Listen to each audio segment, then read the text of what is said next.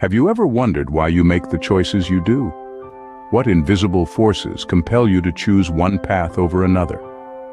Welcome to the world of decision-making, a complex labyrinth where psychology, emotion, and logic intertwine.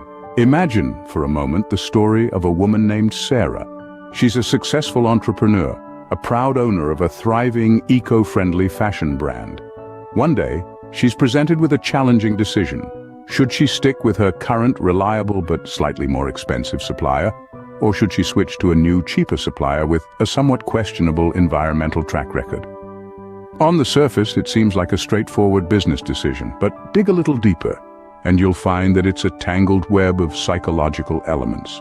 First, there's the status quo bias. Sarah has been dealing with her current supplier for years. They're reliable, and she's comfortable with them. This bias nudges her towards sticking to what she knows, even if another option could potentially be more beneficial. Then there's the sunk cost fallacy. Sarah has invested a lot of time and resources into her relationship with her current supplier. The thought of wasting all that effort can make a new option seem less appealing, even if it's objectively better. But what about her personal values? Sarah is passionate about the environment, and her brand's eco-friendly ethos is something she holds dear. This is where cognitive dissonance comes into play. The idea of working with a supplier that doesn't align with her values could create a deep sense of discomfort, influencing her decision-making process. Finally, we have the concept of loss aversion. The potential loss of a reliable supplier and possibly the reputation of her brand may seem more significant to Sarah than the potential gain of lower costs. So what decision does Sarah make?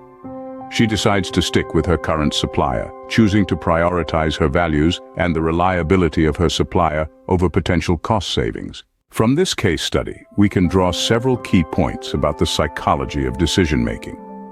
Firstly, our decisions are often influenced by biases.